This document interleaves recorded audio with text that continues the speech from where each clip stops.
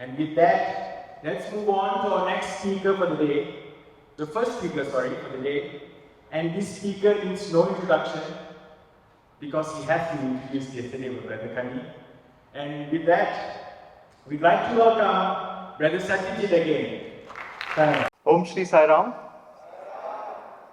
Oh, slightly low energy today. Early morning.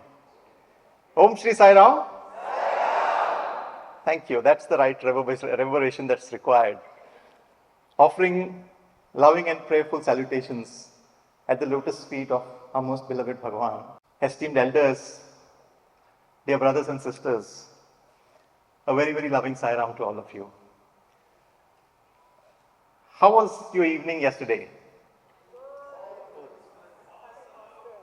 Awesome, Sai awesome. I love the spirit. I just enjoyed the whole of yesterday. The ride from KL to here with a lot of discussion and chatter from sisters. The whole day filled with gratitude, filled with energy, filled with love, filled with oneness, filled with a familial spirit. It was something that I was so grateful for. And to have lived an entire day with Swami, to have had the opportunity to go back and choose some of the most beautiful moments and then share it with others and making you all live a day with Swami. I hope you felt that when you slept in the night, there was Swami with you throughout. I was up by 3 o'clock this morning and feeling fresh like a flower with red eyes, but filled with energy, knowing that I have spent that night lying on the floor next to Swami's bed like I would always do. After a very long time, that feeling of intensity, the feeling of his intense presence was there last night for me. To me, Prashanti was there in this small hotel in Muar.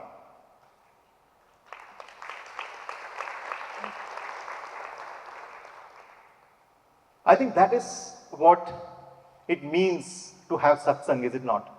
To be able to not just spend time with Sai, not just to live with Sai, but get the feeling that you are living in Sai. That Sai is there around us. He is the all-encompassing energy, all-encompassing love, the embrace around us. And we are living this existence. Our entire existence is living in Sai. An existence of gratitude, an existence of love, an existence of oneness with Him. So what I'll do today is open up a few more facets of living with Swami. The more intense moments, the more testing moments that takes you from nearness to dearness, from the yearning to be closer to Him to the yearning to be dearer to Him. And quite a few sisters yesterday came and referred to the 1,000 days that apparently has become known through my other YouTube talks, etc. But I would really want to dwell on that 1,000 days of grueling test that Bhagavan had put me through. Because truly, Swami has in this lifetime shown the two brackets, the opening bracket and the closing bracket. I have seen the best of things and then I have seen the worst of things in my life. And I know that any other experience, any experience anybody can throw at me are going to be within these two parameters, the control parameters of the best and the worst. And for me, the most grueling as a 24, 25-year-old was the withdrawal of the love, the gradual withdrawal of the love after about 1.5 years of staying with Swami. And it slowly getting converted into a stoic silence.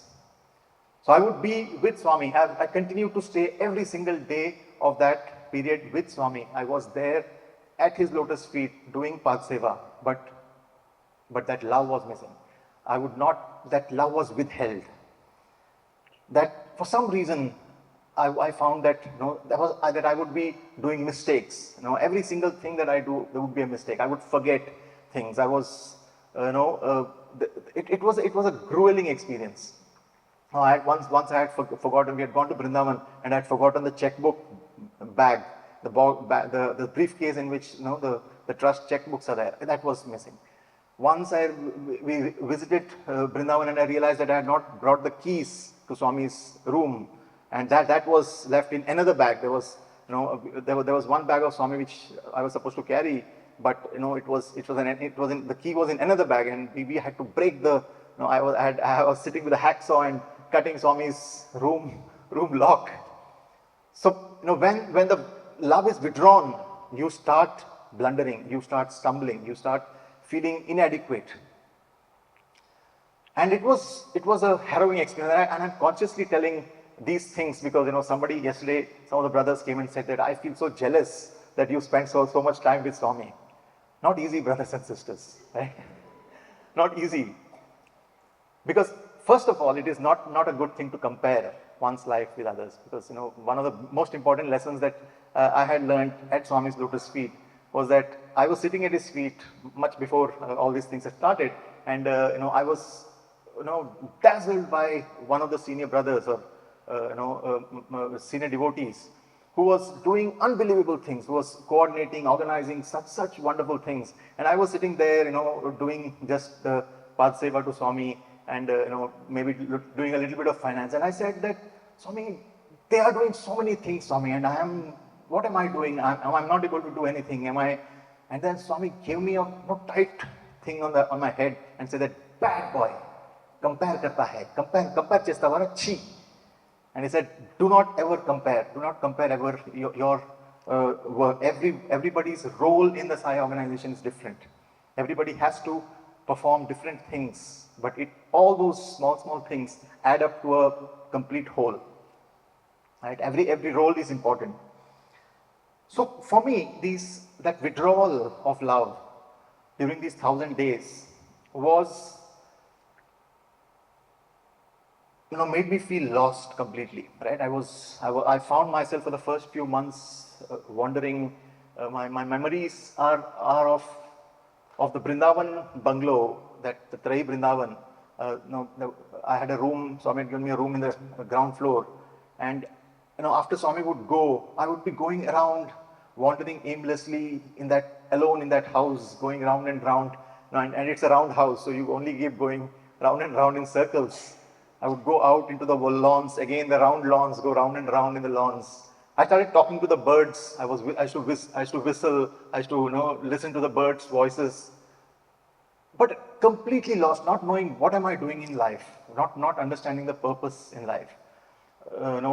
Getting a chance to serve Swami, but that chance being withdrawn.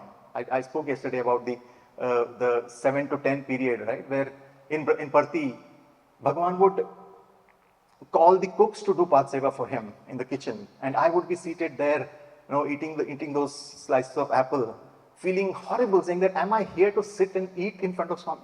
Is that my purpose in life? Does Swami need to call somebody else to do this? And then I realized that I will not wait for Swami to call me. And then I jumped down, ducked under the table and started doing Pad Seva, not even looking up at him because knowing that he may tell me, go sit up. I'm just doing it. And once I just looked up, and then Swami is looking at the cooks and telling me, I felt my ego was crushed. I said, Swami, please don't insult me in front of the cooks. Right? The ego. See, just imagine how he's putting you through this whole grind. And these were first experiences, not grounded by spiritual literature, not grounded by too much of theory, right? Directly into the practicals. And when the ego gets hurt, you feel the worst, right? Because your existence is your ego. In the initial stage, you feel that is me. My self-respect is me. My respect in front of others is me. And here is Bhagavan, one by one, destroying each of those things. I remember, my most vivid memory is that of being in Purnachandra Auditorium, doing Path Seva to Swami, and looking up and seeing Vajpayee ji, the Prime Minister's photograph, right? Because I can't see Swami's face, I can see only the newspaper between me and Swami.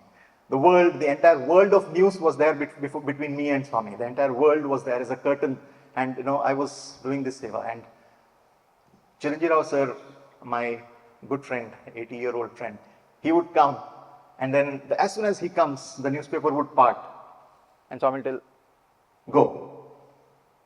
And then I would go, and I have to change my dress and get ready for for sleeping in the night. I would get into the night clothes and come back.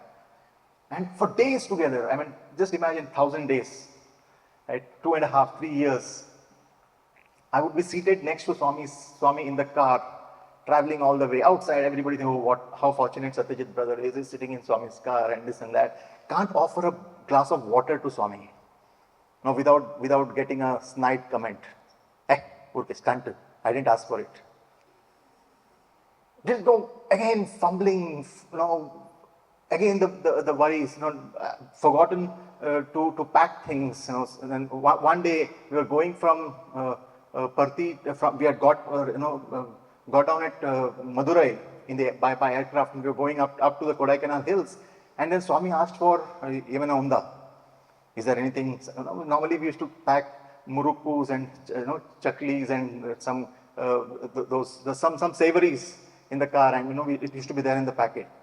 And because this was in Madurai, not started from Parthi, that bag was there in the dicky, in the back, and it was not in the seat out there. And that was the time Swami asked for something, right? And I said, Swami, it's in the dicky. That's it. You're always this way, kind of a thing. Just imagine. I'm just trying to paint the picture for you as to what training looks like, what grueling thing it looks like. But then, as I started reflecting and yearning more and more, I realized that I'm not communicating with Swami. I'm just being there. It's just about being close.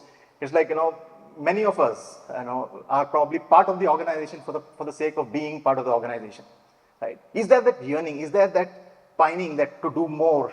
Can I come closer? Can I do more? Is there only nearness in the organization, or is there dearness in the organization, right? Just think, please, on the parallel, please reflect to Sai as the universal, right? Sai as this community, and then please do those reflections in your mind. Keep those parallels in your mind as I keep speaking about this. Otherwise, this becomes just stories. It is not meant to be a storytelling session. It is not about the biography of this fellow called Satyajit. No, it's about taking those lessons and applying it to our lives. So, what I started doing at that point of time was, I realized that the oral channel was being stopped, right? I could not speak to Swami. I know he would not give me an opportunity. Tarvata matladu, this and that. So I started writing letters to Swami, right? Staying in Purnachandra Auditorium and doing postal sadhana, right? It's called postal sadhana in the urban this thing, and giving a letter to Swami. And I realized that I cannot write the core of my heart. I could not in English, right? And I could speak Telugu, but I could not write Telugu. So I started learning how to write Telugu. I would borrow Telugu Sanatana Sahati and write entire discourses. Write down. I have books filled with written discourses now, right? And I'm just writing, getting the practice of writing things, because the words I knew, but I did not know how to write those things. Writing the nuances for months together. About 6 months I practiced. I should write, and then after about 6 months I started. It's a large period, right? 1,000 days is a long period for you to do so many things. There is so many explorations that you can do in life. You can there is so much of self-development that can happen during the period of introspection, right? And when Swami withdraws his love, when you find yourself in a period of life where that love is being withheld, that is the period of the greatest growth. That's what I've learned. That's the period of the greatest growth, because then all the other aspects that you have learned from Swami, all the other experiences that you have received, that becomes, you pull out the nectar from that. You draw every single, ounce of nectar, every single drop of nectar from those experiences, you pull out during those periods, right? You start seeing love and gratitude around you all through. You're thirsting for divine love, and you learn to find that divine love in others. Now, Shauri uncle was Swami to me at that point of time, because his one word of love and kindness from him would be the words of Swami coming to me. I started seeing Swami in multiple people at that point of time, right? That ego was getting completely destroyed. That no, I am the chosen one. I am here with Swami. Please understand, dear brothers and sisters, troubled times. That's the reason Kunti prayed. Mother Kunti, who is the mother of the Pandavas, her prayers to Lord Krishna was that, Lord, always give me troubles. Give me troubles in life. And people ask me, what is it that you're asking Krishna? Krishna wants to make a point to the others around him, that what is this old lady asking? And what happened to you? Why are you asking this? He said, because it's only at that point of time that I'm closest to you, that I'm constantly thinking of you.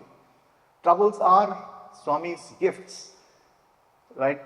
Tests are his taste. When Swami says tests are my taste, it does not mean that tests are meant for passing and going beyond. Test itself is a strength. Test itself is your growth, right? A test is not something to be passed to go beyond. A test is something that grows you. I am in education, so I keep creating lots of tests for the students. There are multiple things: assessment of learning, assessment for learning, and assessment as learning, right? Assessment of learning is the final exam that we write, right? That would be happening at Chitragupta's court, up there, the final exam. Did you pass fail kind of a thing after you die? You go to heaven, and at the pearly gates or whatever you believe in, that's where the final exam is going to happen. Assessment for learning is the small kicks that you get, and then you see whether you're good at it or not. But assessment as learning, that's my holy grail. That's what I keep creating in my school, saying that assessment as learning, give the right tests, because those tests bring out the best in the student, right? Because an assessment has been given, because a test has been given, the best comes out of us. Reflect in our lives, dear brothers and sisters, as to what has happened during those challenging times and how we have grown during that period. And this 1,000 days for me was that period of intense growth. So I started writing, learning how to write. I started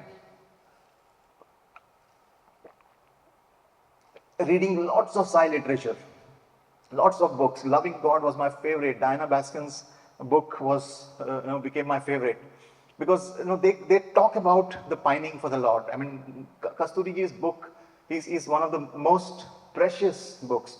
Conversations with my conversations with Sai, Hislop's book, that was, I don't know how many underlinings are there, how many highlights of that book are there in that, in that copy of mine. It's almost in tatters the number of times I've read that. Because here, being in Purnachandra, living with Swami, the channels when it is broken, you know that nearness does not matter. It is dearness, and dearness alone that matters. And all that churning started coming in those letters. And now, how do you give these letters to Swami, right? I would offer, first time I gave a letter to him, he looked at me like with incredulity, saying, what nonsense is this? What is this new drama kind of thing? And with great trepidation, I just, Swami, please, Swami. And I left, and he did not take it, I just left it on his lap. At least that right we have. So just sitting in the chair, I left it on his lap.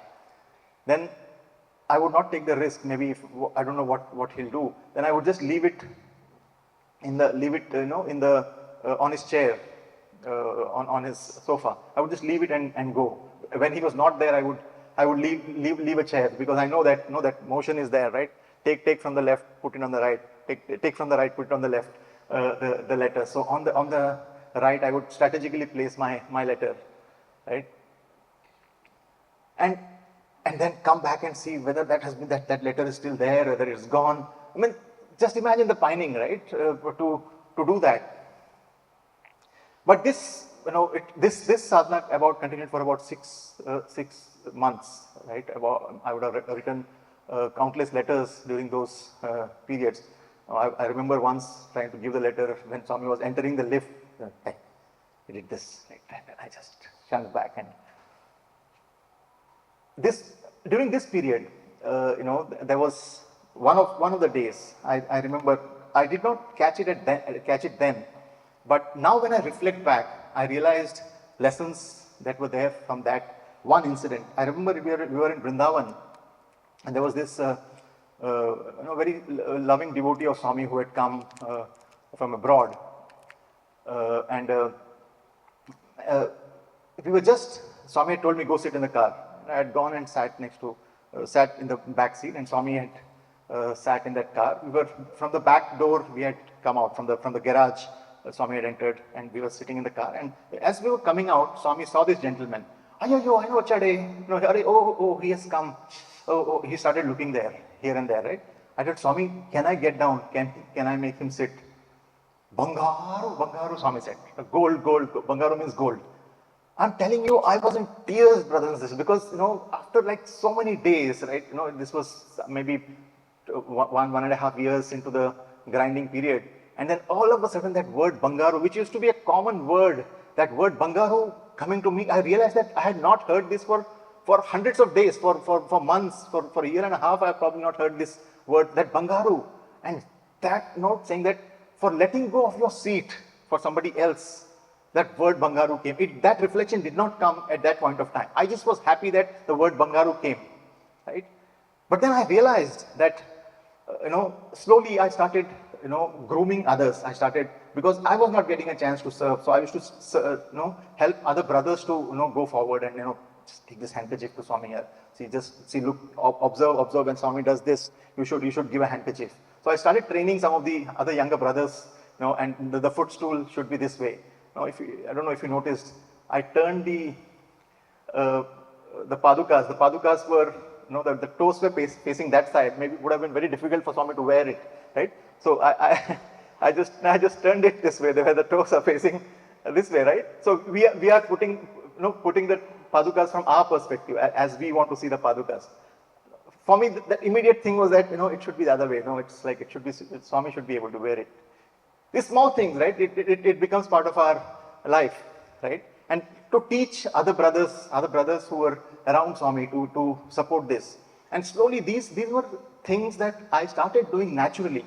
And I'm telling you, brothers and sisters, it was only sometime in during this COVID period of deep reflection that I added the two things, that this was one of the reasons that I came out of that 1,000-day period. Till 2021, if you have heard me speak about this, my answer would be, why did you go through the 1,000 period? I would say, I have no idea. I have no idea what did I do to deserve that. I had no idea. But now I know that was the period when I started grooming others, and slowly I was able to come out of this. That Swami has a very powerful word, a very powerful, quote unquote, nasty word that Swami uses. He says, "Pata vallu rota aipotaru," right? In Telugu, it means the people who are there before us, they become nauseating, right? Every time they want to be in the front, they want to do this, they want to do that. Pata vallu rota aipotaru was one of the most strongest words that I've heard about Swami. That's the thing. His philosophy always has been that you need to, if you have got the blessings, you have received my blessings, it is your duty to make sure that others are pushed forward. It's you need to push others forward. Make sure that they get that grace, they get a chance to experience my love, right? And it's only, as I say, it's only because the skull is so numb. It is only now, during this reflective period of COVID lockdown, that I got a chance to really reflect and get this information, get this insight. So every day, as I was coming back to the 1,000-day period, every day Swami would wait for me, wait for Chiranjeev Garu to come, turn the newspaper and say, go. And one of these days, out of the blue, I was sitting doing Path Seva. Chiranjeev Rao sir came. He sat. He was doing Path Seva. The newspaper got folded, kept on the side, and Swami was continuing to talk. I was like, wow, this is new. This has not happened for ages now. And so I got to see Swami, and I was looking at Swami, and doing the Path Seva. And then all of a sudden, Swami started the topic. This was maybe about 100 letters later. Swami says, Baga Rastadu, he writes well. So Chiranjeev Rao sir, he has small, short fingers. He can only do this much of namaskar, right? His fingers won't go interlock. Evar Swami. Who Swami? Kadu, Chinna Pilladu, Baga Rastadu. This boy, he writes well. Evan Rasa Swami. What did he write, Swami? Kadu, Manchi Uttaral Rastadu, he writes good letters to Swami. Right? And Chiranjeev Rao sir is like one of the most fearsome, people. We used to be scared of him. Even his knock in the Purnachandra auditorium used to be scary. We know that Chiranjeev Rao sir has come, and everybody will be kind of a thing. And he was, very, very, short but very dominating figure. And he was Swami's loudspeaker. He was Swami's amplifier, right? If Swami wants to give a dose to somebody, he will multiply that dosage and give it with full energy. And so we will be very worried of him. I mean, he was Swami's right hand man. He was Swami's bouncer, right? If you need kind of a thing, and he could be assigned the dirtiest of tasks, and he would tell him, I'll go and destroy that person, and he would relish the role. And so I was now wondering, what is Chiranjeev Rao sir going to tell? And on the other side, there is hope. Then Swami is telling something. He's acknowledged my letters for the first time in so many years. A century done, and now some acknowledgement is coming. And he said, Kadu, Telugulo baga rastadu, Telugulo, he's writing good letters in Telugu. Inka evokto rapichuttadu Swami. He would have got it written by somebody else, Swami. Swami, and Swami, hey, Nijama, you're the rapichahu. I don't know, Swami, no, Swami. Is it true? Did you make somebody else write? No, Swami, no. Then Swami himself defended, saying that, these are all very innermost feelings. I don't think he can share it with others and make them right. It is his writing.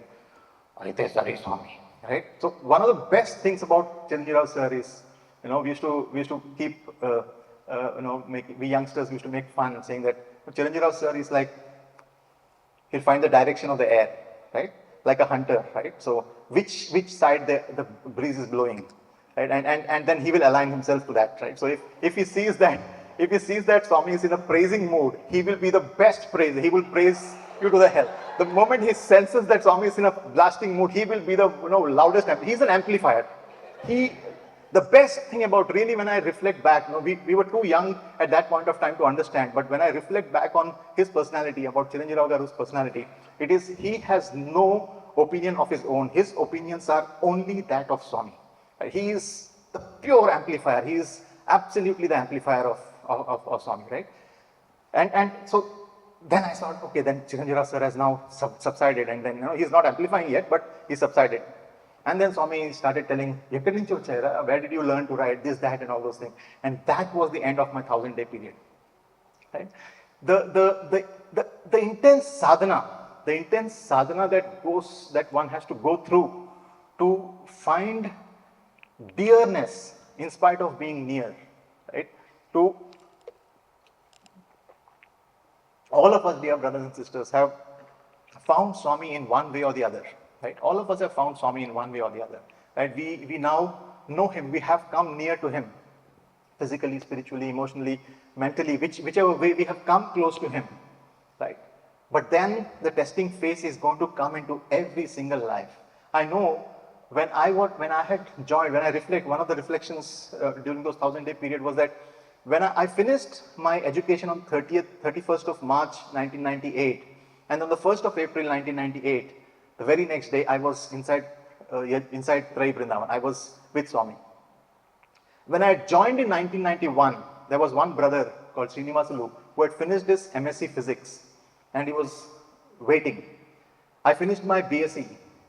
He was still waiting for an employment. I finished my MSc. Srinivasulu Garu was waiting. I finished my MBA. He was still waiting. I got my appointment in the Central Trust. Srinivasulu Garu was still waiting, right?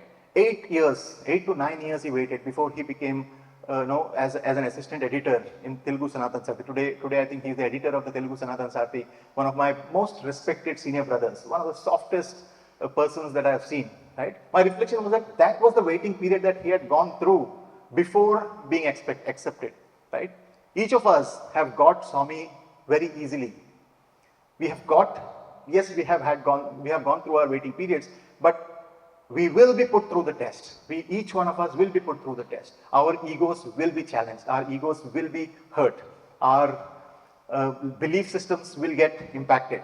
But that is where we need to come up and make sure that, that we come up to his expectations, come closer to him, not just physically or mentally, but truly spiritually, become dear. Swami would always give the example to us boys. He's telling that when some Russian devotees would come and Swami would give interview to them, and then he would go out in the 4 to 7 period, right? 4 to 7 slot prahar. I'll keep referring back to yesterday's. When they go out, Swami would talk to the boys and say that, see, the honeybees have come. You are frogs.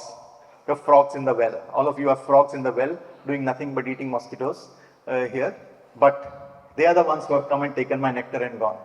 Right? People who don't understand the language, people who do not understand. Yesterday I saw in the Chinese group, the kind of energy, the kind of, oh my God, the auntie who was speaking, I fell in love with her. The energy that she was bringing, the body language, and she was dancing and this and that.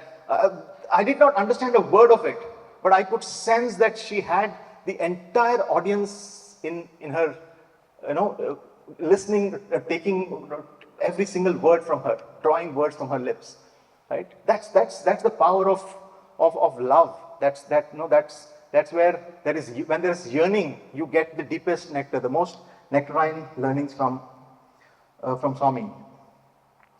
So what are the lessons from these few years, which was like a lifetime, of course, was that first is from exclusivity to inclusivity, right? You don't want to be exclusive. Your love for Swami is not exclusive. It is not, do not ever ask for, I want to be alone with you, Swami. I want alone time. There was one gentleman, I think it was I think he was a very, very high-ranking politician in India who it was his birthday and he wanted Pad Namaskar from Swami, and his condition was that, Swami, I should be the first to have Pad Namaskar that day. I want to come into Swami's room, before anybody else has seen Swami, I want to see Swami and take Pad Namaskar. The moment he put that request, I know that it's not going to be accepted, right? He was a very close devotee, right? Very, very close to Swami, and very, in a very high position. But I knew that exclusivity is something that will never get approved. We have to keep that in mind, that with Swami it is all about inclusive. Patavalu Rota, please remember this pithy word, Pata Rota Iputaru. The old can become nauseating if they do not, to Swami, right? If we do not create inclusivity. It's an important thing. Second aspect that came was from companionship to servitude, right?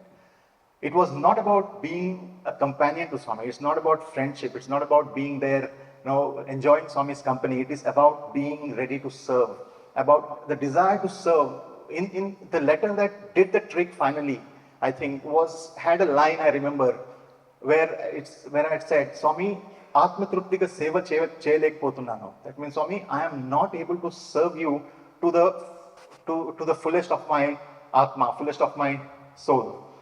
And I am not able to serve you, Swami. That servitude, I think that was the letter after which this incident happened, where Swami started acknowledging things. That that desire to serve rather than desire to just be there, right? And that's an important, very important learning for me. And when the moment we start about gratitude, then it's like a light bulb that glows in our heart. When there is gratitude in your heart, you see light everywhere. You see brightness, you see love everywhere. That's why Swami's one of Swami's favorite things is, he says, Kritagnagnaya Namaha. He says one of the things, the one who is ungrateful, who does not have gratitude, is blind. And the sun blinds that, the sun who is the God of gratitude, he blinds that person, right? Because the inner significance of that is that when there is no gratitude in the heart, when we do not feel grateful for the benefits that we have received in life, from society, from the divine, from my family and friends, from others around me, the moment we are close to it, we are blind to the beauty of life. We do not know the amount of beauty that is around, right? And I remember, for me, this became very, very obvious in 2013 when I had gone for a visit. I'm sure some of you would have heard this, listened to this earlier, but I had gone to a school in a place called Kota in Rajasthan. It was a hectic day. I had started 6 o'clock in the morning. I had visited 2 schools in that day, with about 200 kilometers apart. Spent an entire day in the morning in one school, then traveled about 4 hours to another school, and it was 7 o'clock in the night or 8 o'clock in the night when I was dropped at the airport, dropped at the railway station for a train that was supposed to come at 11 o'clock. And I said to the other brother that, you drop me and go, the train will come in another half an hour, so I'll take care of myself, you go ahead.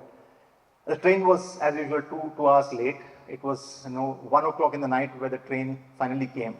And I was sitting in that stinking station, Kota station. And there was water dripping from one place, and it was stinking. So I lifted my bag and went and sat in another place. I could see rats scampering on the railway tracks, filled with all the human waste. The overwhelming fragrance of ammonia wafting through the air, right?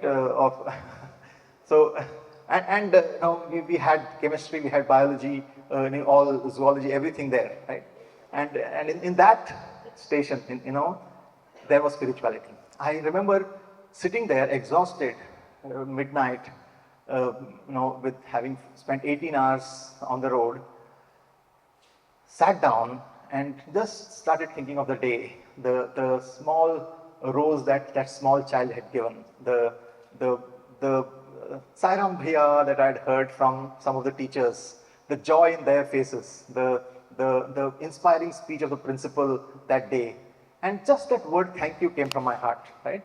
And as I said that thank you, it just started emanating. It was like, and it became a japam automatically, without my knowledge that ajapa japa is said, right? Without the conscious effort, that japam start, that thank you Swami, thank you Swami, thank you Swami, thank you Swami. It was like I was not able to control that thing, right? It was continuously, feeling, and I was searching for all the good things in life happening, just like yesterday I was talking about memories flashing in an amnesiac's mind, and a person was forgotten.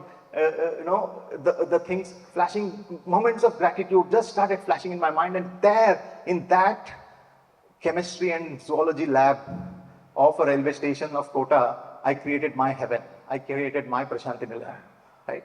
In that stinking place, there was Prashanti Nilayam, because all my exhaustion was gone. In that few minutes, my exhaustion was gone. To me, that was a revelation. That was as if Swami had just come and given a blessing and given a darshan, and the energy that you feel after the darshan, the energy that you feel after a wonderful Padaseva that I used to get, I felt in that railway station, right? Because it is all dearness to Swami, not nearness. It's about dearness to Swami. That's most important.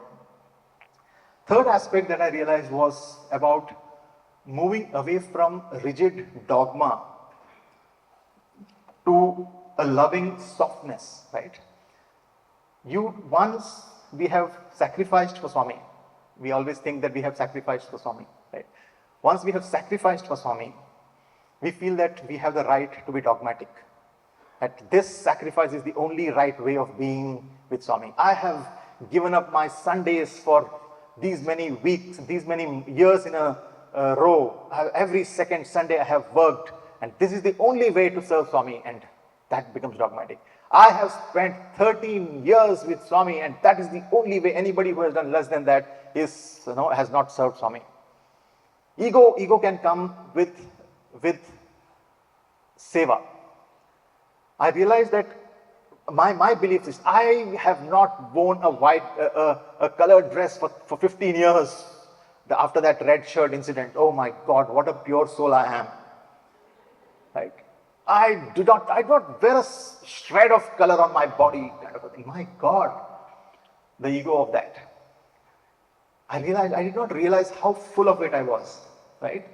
Till one day I had given my discourse to my mother about having no attachment. And my mother had come and she had cried saying that, why did you not come to meet me? It was Guru Purnima time, 2 years into my life with Swami, year 2000. I was so busy with work. Though they had come from Bombay to Parthi, I did not get to meet them between darshan time and this and that. And that was a time when Swami had the mumps also, right? There was a time, I think one of those years, where Swami had mumps, and I was completely focused on that. And so I did not go to meet my parents. And on the last day when I met them, she cried, she broke down, and she said that, why did you not come to meet me, and this and that. I said, Mummy, you have come for Swami. You should be attached only to Swami. What is all this attachment that you have for your son?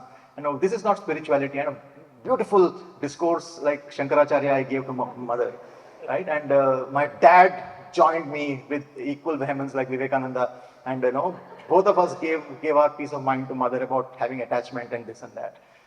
So, both of us were beaming with joy, and father was proud of me, saying that, oh, what a beautiful discourse my son has given. Mother was crying in tears. I went to Swami, feeling so proud. Shankaracharya on one side, Vivekananda on the other, 2 chips on my shoulder. Went to Swami. I said, I was like proud.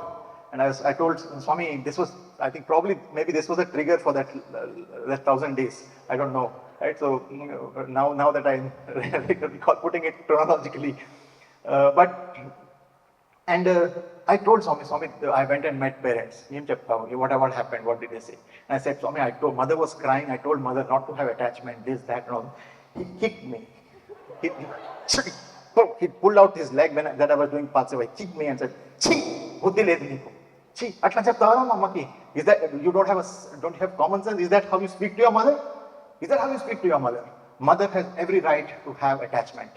How can you tell your mother not to have an attachment? Who are you to say that? 9 months she has kept you in the womb. She has got every right. Go and tell mother now. So Swami, they would have left by now. You go or not? I just got up from there and ran all the way to Round Block, in that hot sun. They were just about to leave. And I said that, they were worried, what happened? And I said that Swami has sent me with a message saying that you have got every right to have attachment to me. And I was wrong in saying that you can't have attachment. No, she was the only one who was beaming, and father and I were crying at point of time. Right? Spirituality is not about being bereft of compassion. Now, in our own sadhana, when we start doing our sadhana, we start becoming rigid. We start becoming more and more, focused. I remember today some brothers had come. Brother, can I have a photograph with you? No, brother, I'm busy preparing. Right? I felt so bad when I thought about it. I have to focus later on. Right? When you are focused on something, on a larger cause, there is always a tendency to become too focused, which brings in rigidity. You have a mission. You have the 100th birthday target. Right? Now we are going to talk about it. Right? The 100th birthday, and we have to achieve things. We will be focused. We will pull up our socks, tighten our girders, and be focused on that target. Right? It will bring in rigidity. Be aware of that as an institution. Be aware of the rigidity that comes in. let not the softness, let not the gentleness, that loving kindness be lost in that thing. No, let not the beautiful relationships of the human relationships that make us human first and divine later, let that not get lost in the quest for, what shall I say, a mistaken notion of divinity that we are chasing. Divinity is not about, Swami has not spoken about an ascetic life. Swami, that is a different pathway. Let's not get confused. I was confused because, I had taken up a vow of celibacy at that point of time, wanted to live every single moment with Swami, focused completely on Swami, no distractions, nothing. And that had taken out the softness in me. I remember when I look back at that point of time, that Satya in 99, 2000 was a very rigid young boy, right, young man. Okay? But I remember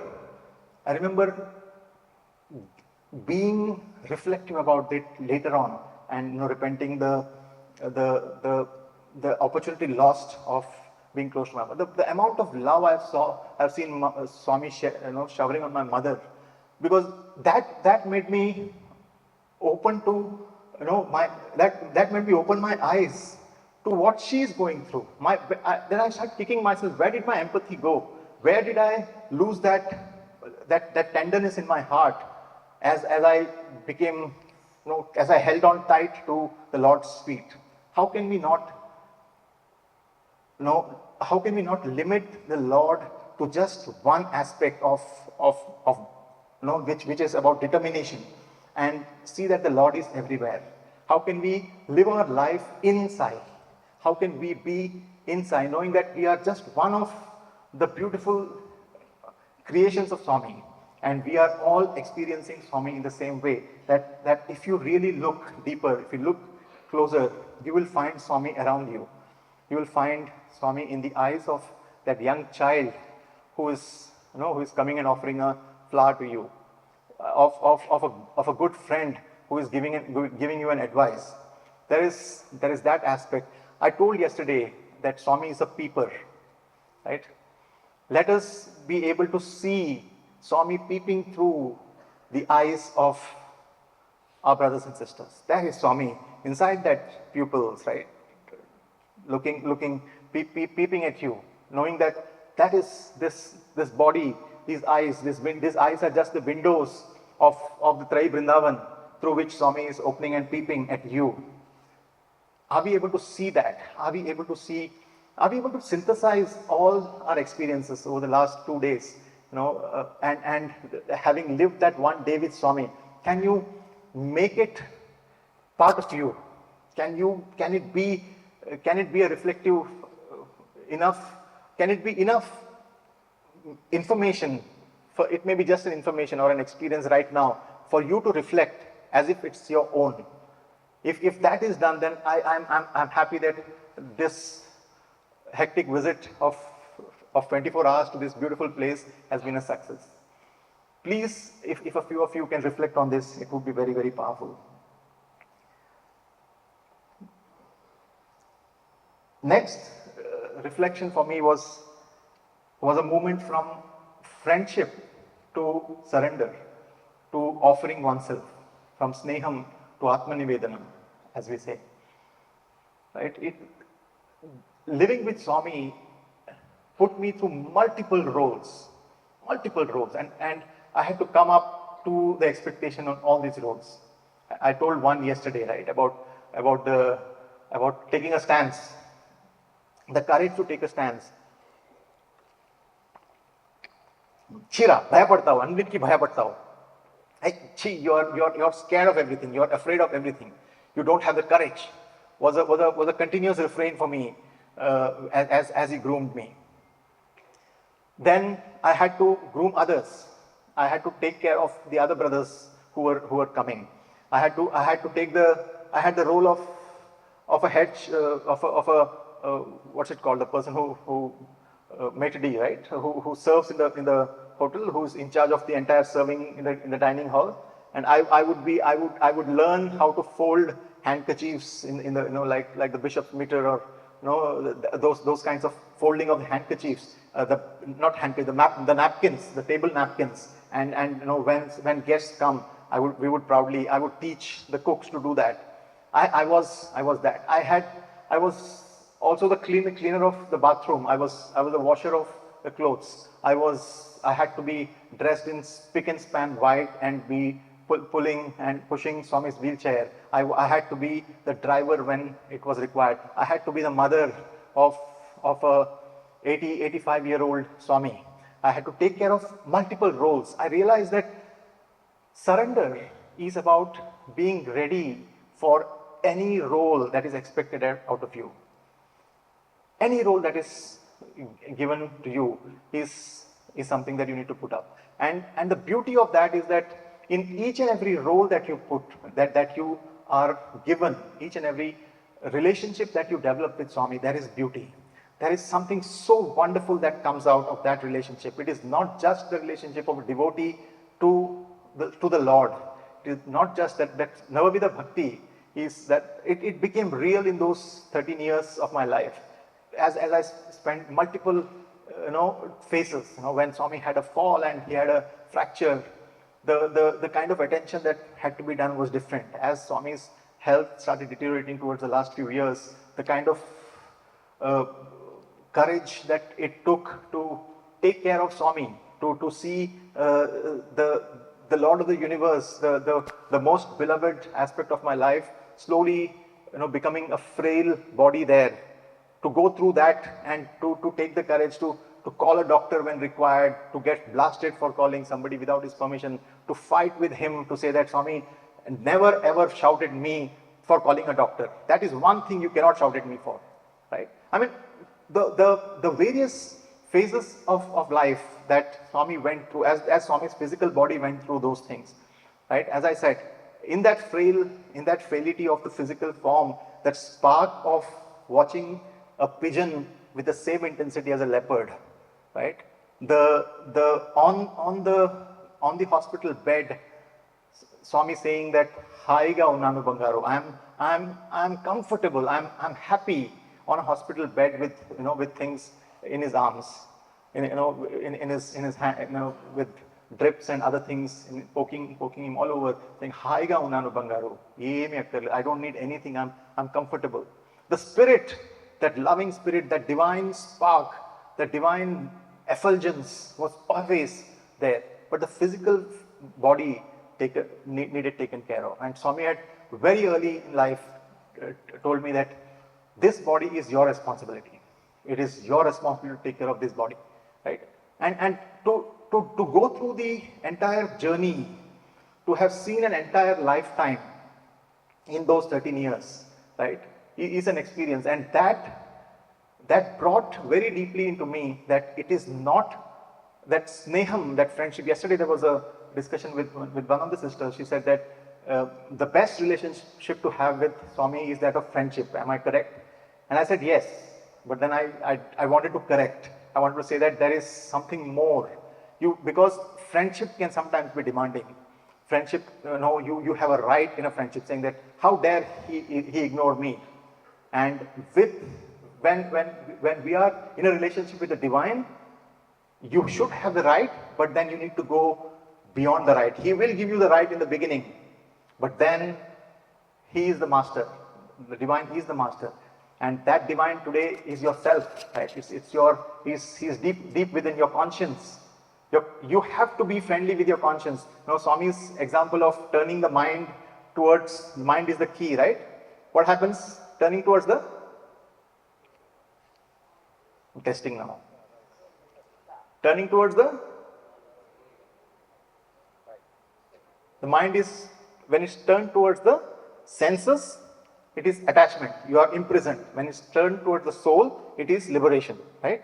When you turn your mind towards the soul, towards the Atma, towards divine that is within, the mind becomes the friend of the divine. The mind is freed. You get liberated. You are freed. You are making the friendship with your divine. But then that divine inside becomes overbearing. The divine will start driving you. It will not allow you the comfort of one Sunday off. It will not allow you the comfort of, okay, I'll submit this report later. there's too much of work. Oh, it's all right if I don't do the comparing well today. I mean, it's all right. I'm a bit tired today. The master becomes demanding, right? These are all small things, but it is not okay for you to do X, Y, Z. It is not okay for you to keep a target lower, a target of an ordinary life. An ordinary life is no longer enough for you. You have to aim for an extraordinary life because you have now made friendship. You have turned your mind towards. You have made a friendship with the divine within, and now the divine is demanding. That pull, allowing that surrender is not to an external Swami, not to an external Swami at all. That surrender is to the higher self within you.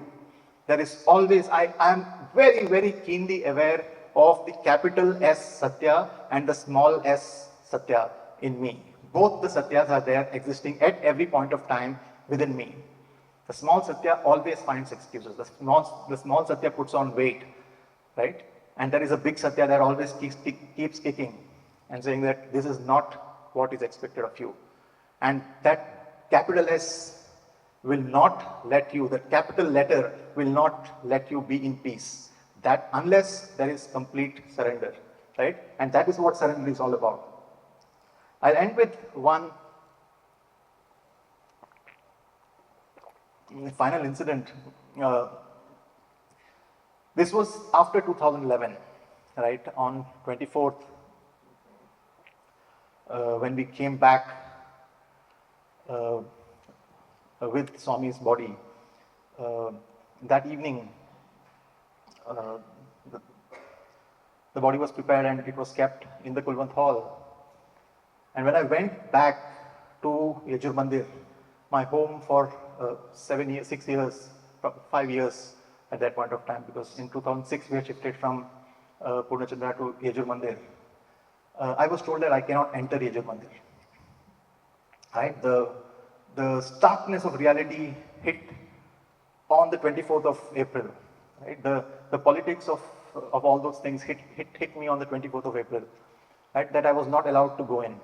Apparently, people were not comfortable with me being around, and the people being, we know who, I won't name names here, but and the elders were worried about my security, and they said that, Satya, it is better that you don't insist on things, and I was advised.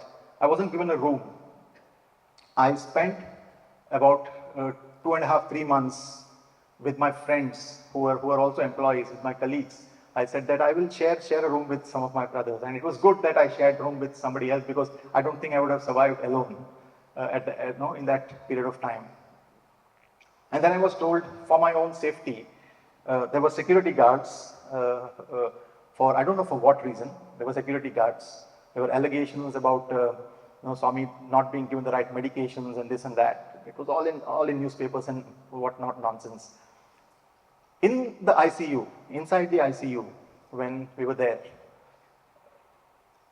the Chief Minister of Andhra Pradesh had sent a delegation of 5 doctors, right? Of which one of them was a very senior devotee of Swami, and a very senior secretary of the government of Andhra Pradesh. They had come, and they had grilled me for 1.5 hours as to what were the kinds of medical situation of Swami and this and that. So all the confidentiality and the privacy that we had maintained of Swami at that point of time, I said, on condition of maintaining the privacy, maintaining the confidentiality, I'll share the details with you. I was in one corner, the other 2 doctors were in 2 different corners. Each of them were being grilled. And all these senior medical professionals, medical practitioners, they asked me questions, 100 questions about, at what point of time, what medicines were given and this and that, who were the doctors, who were the attendings, and all those details were given to them. It was, Swami is there in the ICU, it's about a week down the line. The allegations the nonsense of politics had already started at that point of time. After that 1.5 hours, they were all convinced that the best possible care had been given to Swami since his fall in 2003 and the deteriorating health from 2007 onwards. All possible care was given to him. and it was closed. But the politics never ceased, right? And on 24th of April, I was told that I was no longer allowed to go into the Yajur Mandir. And there were others, the cooks were continuing to stay, and there were some other brothers who were continuing to stay. I was told no. I was told to share a room with friends with 2 pairs of kurtas. I survived for a few days. And I was roaming around aimlessly in Prashant Nilayam, not knowing what to do, what's my next job. Swami had told me by then to take care of the Vidyavahini program. But there was no motivation at that point of time. And again, for my safety, it was decided that, Satyajit, why don't you start working out of Bombay? Right? That's your hometown in any case. You can, and the education program that Vidyavahini can be under the EHP program. Why don't you report to Dr. Pitre, and why don't you go to Bombay? I told, you give me in writing, I would go. I will go. And then from Bombay, the thing came saying that, no, but Mr. Pitre is right now not in Dharmakshetra. You can't come to Dharmakshetra. He's in Kodaikanal. Why don't you go to Kodaikanal? So I felt like a hot potato being, after having served for 13 years there, on the very first day, I was feeling like a hot potato being, thrown from hand to hand, kind of a thing. And finally, it was decided that I will go to Bombay. It was decided that I will go to Bombay. I was expected to ask the state president of Maharashtra for a ticket, and he would send the ticket. And there was a farewell, a send-off that was organized for me. And I went in the evening. I said that, I'm going with a lot of trepidation in my heart, but also hope that we'll be able to take forward the task that Swami had given. And I said my goodbyes to all my friends. And the next morning, I was supposed to ask for the ticket and travel. That morning, around 4:30, I went into, this was, I think, 10th of May or 9th or 10th of May, 2011. I went towards the Samadhi. I went inside. There was a small curtain. The marble slab had not yet come. It was still a mound of mud and vibhuti on that. I sat there for half an hour.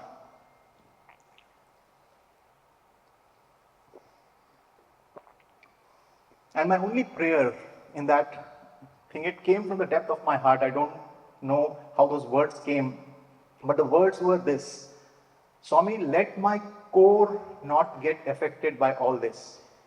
That word core came, right? No Atma, nothing, no other spiritual word. Let my core not get affected by all this. And I visualized that thing came. It was not a conscious visualization, but the image that came was of Swami coming as a blanket and engulfing me. Right? There was actually one blanket kind of a thing that was put on Swami Samadhi in those days, first few days before the marble thing came up. And that is my envisionment of living inside, living cocooned in the all-engulfing presence of Swami, right? Being inside, in that womb of Mother Sai, right? And seeing this whole world actually as Bhagwan. By the time I finished, I came out of that place, of that sanctum.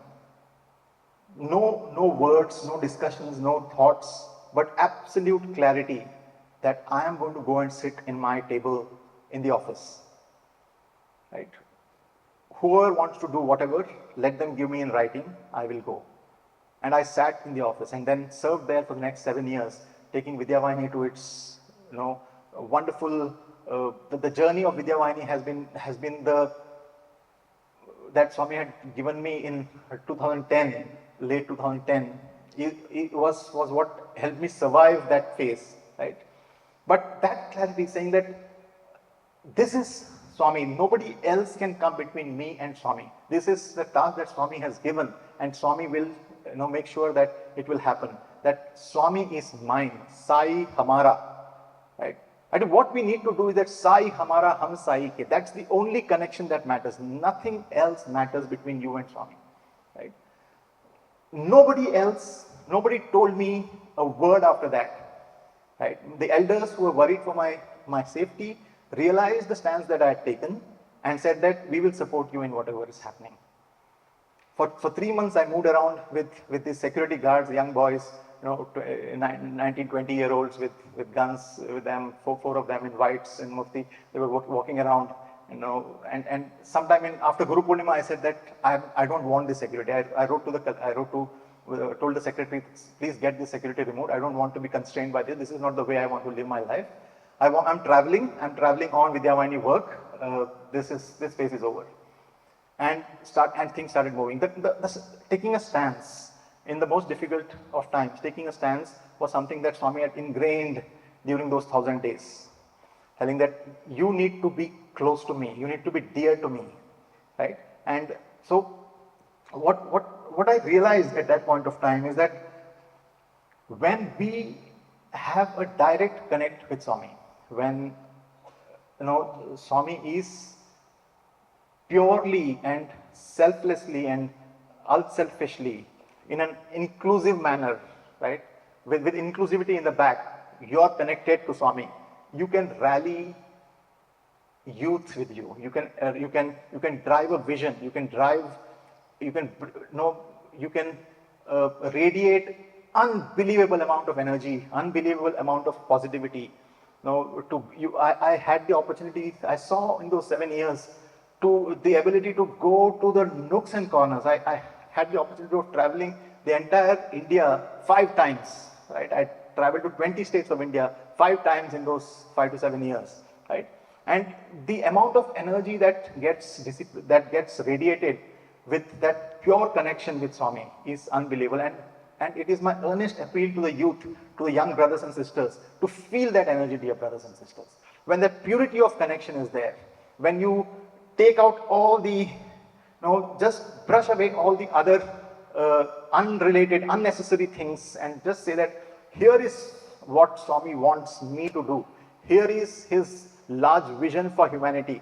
Here is his vision of emancipation of the self through emancipation of the world. Here is his vision of emancipation of the self through emancipation of the world. Here is his vision of emancipation of the self through emancipation of the world, right? Of others. When you start working towards your own progress, through the progress of others, that is the only purpose that he has given. Everything else is man-made. Everything else is man-made. The only true reality is that you will develop yourself when you help others develop themselves. Period. Nothing else is real. Nothing else is real.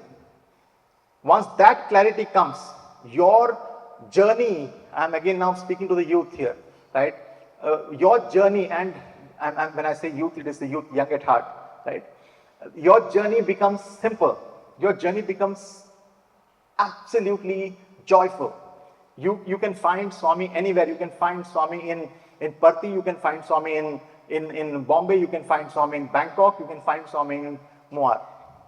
You know that you are taking Prashanti Nilayam with you. We are all snails, dear brothers and sisters. Our home is on our backs, right?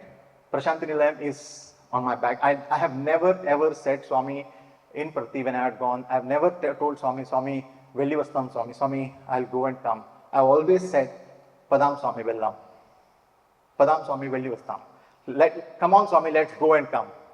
My prayer has always been, has never been Swami, I take your blessings and I'll go and come. I always bow down and I visualize myself lifting Swami from the wheelchair as I used to do earlier and telling that, come Swami, let's go. Right? I think that's the attitude that we need to have to move this mission forward. There are wonderful things being thought of for the 100th birthday. I'm super excited about the envisionment of the massive number of things which caters to specific interests, right? What we realized in Vidyavahini was that you need to create opportunities for everybody. The vision is this, right? Here is Bhagwan's chariot. Here is the golden chariot of Swami that is being pulled by a handful of people.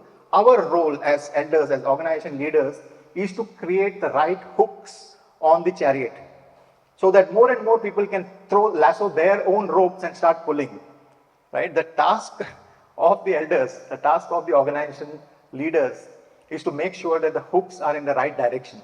Don't make 10 hooks in the front and 10 hooks in the back.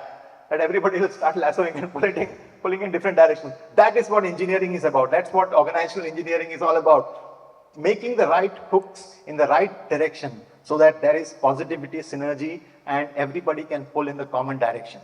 That is the leadership. The leadership is about creating hooks, and then it is the initiative of the youth to lasso your ropes around that and start pulling, knowing that the leadership has done the right job of putting it in the right direction.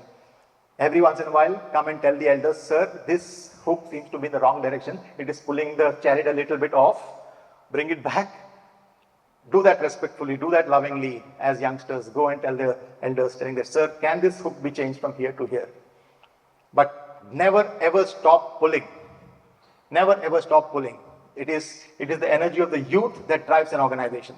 I have seen it in those 7 years of the growth of the Vidya Vahini.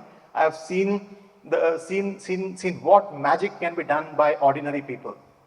That's my, even in my LinkedIn profile, I have kept that as that I believe in ordinary people doing extraordinary work collectively. When they work together, there is extraordinary work that happens.